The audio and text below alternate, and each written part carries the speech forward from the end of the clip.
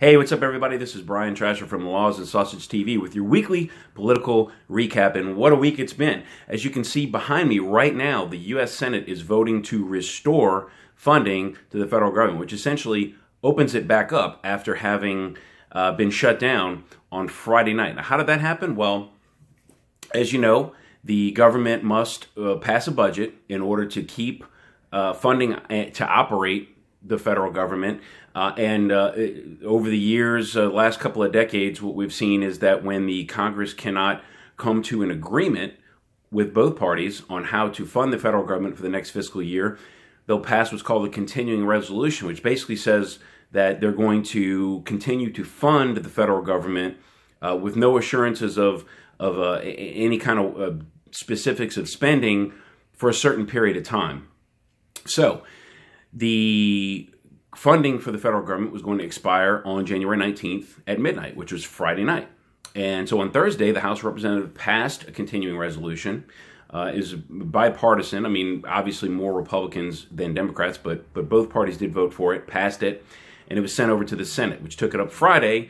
And after it looked like there might be some deals being made, very interesting day in the sausage maker, but ultimately they did not come to an agreement, and the deadline passed and no deal was made, so the government essentially was shut down. Now, it was pretty interesting that this time the shutdown happened on a Friday night because, as we know, most of the federal government is not open on the weekend anyway. So it kind of gave them some time to hash stuff out.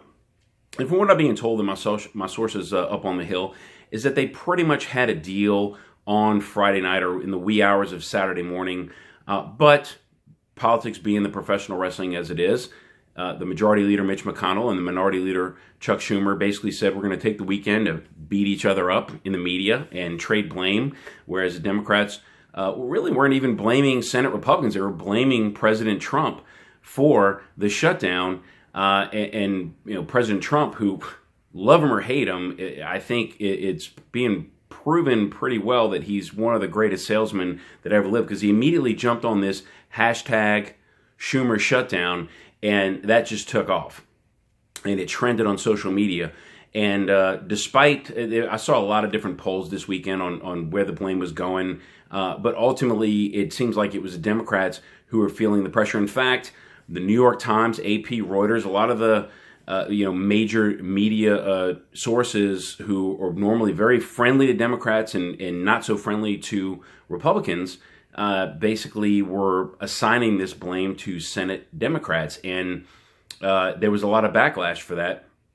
Nevertheless, the weekend went by. It's Monday. They set a deadline of, I think it was 12 noon Washington time, to reconvene the Senate and have a vote on whether or not they were going to reopen the government. Now, it's obviously that noon deadline passed, so you're asking, why is this vote going on right now? So we have to talk a little bit about Senate rules, and I'm sorry if that's going to make this video a little long, but that's just how it is, right? We're in the sausage maker here. We talk about the process, right? So anything that goes on in the Senate with regards to fiscal decisions has to have a clear path to vote without filibuster. Now, how do you the filibuster happens, and for those of you that don't know what a filibuster is, basically any senator has the right to get up to the microphone and speak for as long as they want about anything they want, as long as they don't stop talking, and they can hold up a vote. So the process to close debate, to where no more filibustering, no more talking, where we're going to vote, it's called cloture. In order to invoke cloture, it takes 60 votes. Now, you probably heard all weekend about how it takes 60 votes to pass this or whatever.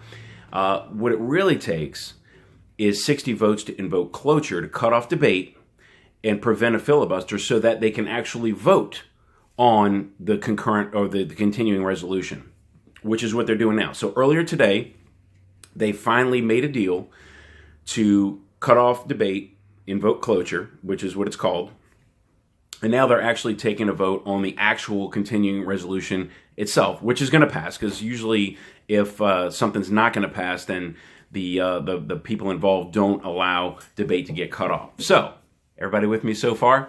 Because I'm sure you've heard a lot of different things this weekend that probably confused you. And the truth of the matter is that most Americans were just going on with their lives, doing what they do, living life, enjoying the weekend, and not paying attention to other than what little sound bites they might have heard on TV or read on their social media news feeds or whatnot.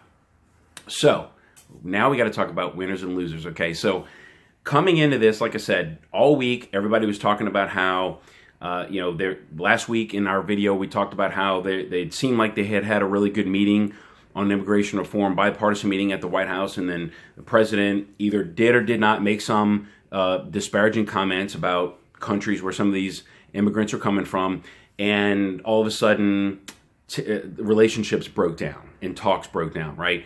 So then it looked like the Democrats were going to hold the line. The Senate Democrats were going to hold the line and say, look, we're not going to pass another continuing resolution unless we have a deal on the DACA recipients. These are the people who were brought to this country technically illegally by their parents, but it wasn't their own choice.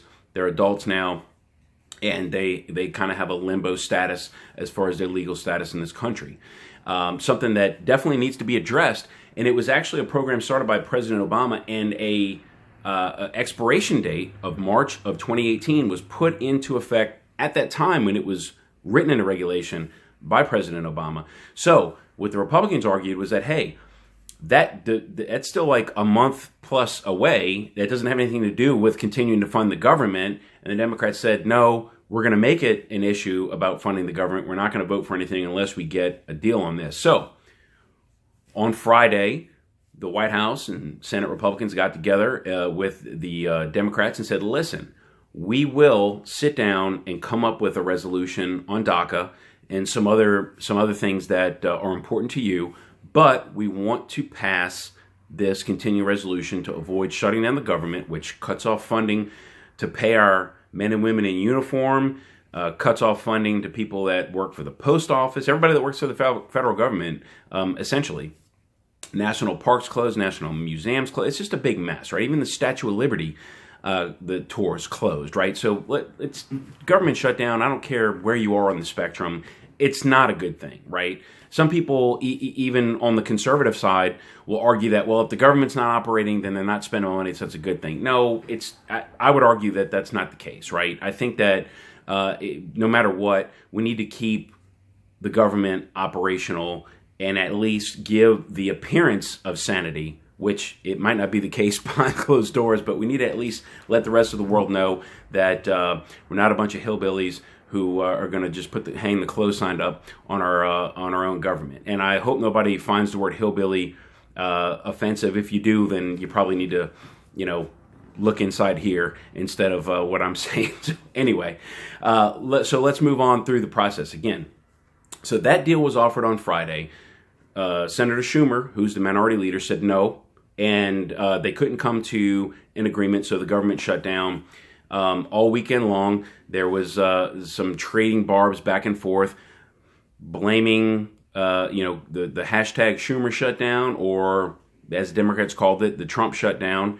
But actually, the president has no power whatsoever. His influence, but not actual legal power to fund the federal government or to make Congress do anything. So it probably was a pretty tough sell to say that it was the Trump shutdown. Nevertheless, I think that the real problem that the Democrats had, and this is just an opinion here, is that usually in a shutdown, the Republicans end up getting blamed because the media is kind of, they kind of lean towards the Democrats on most issues, and so they kind of give them more favorable coverage, and the Republicans end up getting blamed. And putting that aside, normally in the past, at least 2013 and other shutdowns that have happened, the Republicans have just been absolutely abysmal negotiators, and they've just been wimps, absolute wimps, and they don't stand their ground, and they usually, the slightest bit of public backlash, and they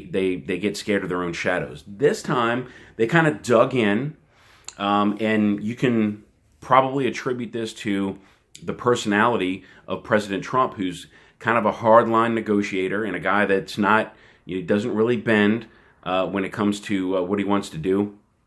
And it's kind of like in football when they say the players take on the personality of their coach. That's kind of what happened here, right? So the Republicans in Congress kind of took a hard line and said, no, we are going to fight to fund the government and not have any conditions put to it whatsoever, whether it's immigration or anything else. And so the weekend went by, and they set a vote for today to end debate. And basically what happened was, I think that Senator Schumer and the congressional Democrats started feeling the heat. It was a really tough sell to tell the American people that we're going to stop paying our troops, who some of them are in harm's way as we speak, over an issue that has to do with people who are technically not legal citizens of this country. Now, we can argue all day about whether there should be, the Democrats want complete amnesty for these folks, and Republicans say, hey, maybe there should be a path to citizenship since they've been here most of their lives, and whatever the country their origin is, they've probably never been there, or at least not, they haven't been there since they were little children. So, sending them back there, and again, I'm inserting my opinion here, but sending somebody back to a country that they don't know, and they've been in the United States for a long time, it doesn't make a lot of sense, especially if if they've gone to school, they have a job, they've been productive citizens, they don't have a criminal record. I think there should be at least a path to citizenship. But you also have to ask yourself, these folks that were brought here as children, when they became adults, did they even attempt to apply for citizenship? Some of them have. Some of them haven't. You have to ask yourself why. But nevertheless, come up with a program that would give a path to citizenship to these so-called dreamers, folks that are DACA recipients, and move forward. Now, what happened today? I think that the Senate Democrats and Senator Schumer had to blink basically and say, look, we're losing the PR battle here. So we can't keep the government shut down. It's very unpopular with the American people. So what they did was they said, okay, Senator McConnell, we want an assurance from you that if we vote to reopen the government, that we're going to have a serious discussion and negotiation on immigration and specifically with these DACA recipients. Now, fast forwarding to the after response, after it was announced that they, Senate Democrats, had reached a deal. And I should point out that there was like 25 or so senators from both parties who were constantly meeting all weekend. And these are kind of like folks that probably are more like not hard right or hard left in their party, but kind of more toward the middle and can often come to terms on things, got together and worked out a deal that ultimately that was accepted by both sides. However, what Senator Schumer, I thought what was a good thing that he did was after it was announced that a deal was made, he put out a statement that said, okay, we're voting for this continued resolution strictly because we don't want the prolonging of a government shutdown. However, we fully expect Majority Leader McConnell to adhere to his word that we're going to have real negotiations and a real discussion about where we go from here.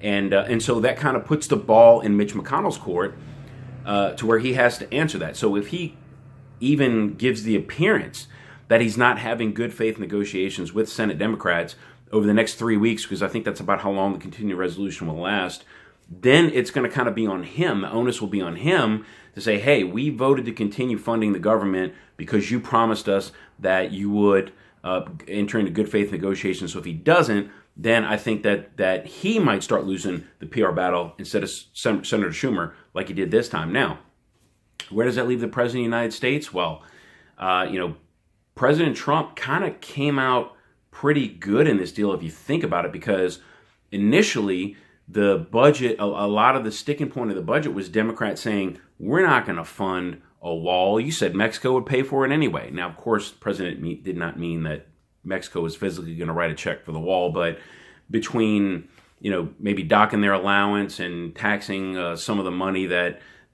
people coming here from Mexico illegally send back to Mexico, and just the reduced number of people on receiving government benefits, and there's a lot of different ways to skin that cat. But nevertheless, Democrats are taking a hard line on that.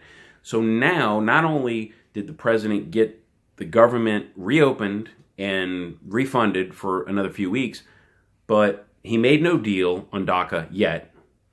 And he also got a commitment from Senator Schumer that he was willing to start talking about funding the wall, the wall on the southern border. So, and one of the most significant things I think that happened over the weekend that it did get reported by the media, but I don't think enough analysis went into it, was when Congressman Luis Gutierrez came out, who's one of the most pro-amnesty, anti-border security members of Congress, basically said, look, if it takes building a wall, I will go down there with a bucket. And I'm paraphrasing what he actually said. But he says, I'll go down there and physically help build a wall if it means helping out these DACA recipients gain some kind of meaningful status here in the United States. That, I think, was the biggest crack in the ice. I really do. I think that if someone with his kind of hardline stance on amnesty and the wall and things like that would say, hey, I'm willing to trade that, for these other people, for these DACA recipients, I think it made it very hard for other congressional Democrats to take the opposite stance and to take a hard line. So now President Trump gets to actually entertain what would be basically advanced funding for the wall. Say, we'll pay for it now and we'll get our money back later in a lot of different ways in situations that we have going on with Mexico and people immigrating here from Mexico. So anyway, as you see, the yays are 78 and the nays are 18 as we speak to reopen the government. That's a Senate vote happening right now. And so, hey, crisis averted. Very interesting week in politics. I want to hear your comments. Please leave them in the comments section below or go to www.lawsandsausage.net. Reach out to me, find out. This week coming up, going to D.C. myself, so I'll be up there back into the sausage maker. And a lot of stuff going on. It's the week leading up to the President's State of the Union address, which will be on Tuesday, January 30th. And, of course, being a good old Louisiana boy, we got some Washington Mardi Gras stuff happening this weekend. So some business and some fun. I hope to have a better report for you next weekend. And more than likely, I'll be recording this video from Washington, D.C. Thanks for watching, everybody. I'm sorry this one went a little long, but obviously we had a big week. And look, I hope you've enjoyed watching how the sausage gets made. This is Brian Trasher signing off for Laws and Sausage TV. Have a great weekend, everybody.